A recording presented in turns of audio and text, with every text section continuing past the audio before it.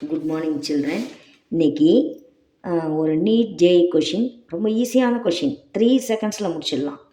கீழ்கண்டவற்றில் எது ஒருபடித்தான கலவை அல்ல அப்படின்னு கேட்குறாங்க. காற்று, சர்க்கரை, பித்தளை, புகை.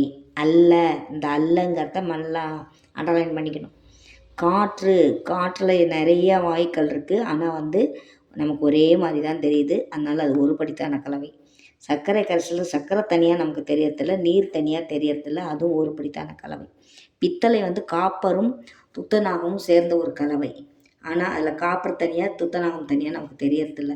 புகை எடுத்துக்கிட்டிங்கன்னா புகை கூழ்ம கரைசலில் எப்போவுமே பிரிகை ஊடகத்தில்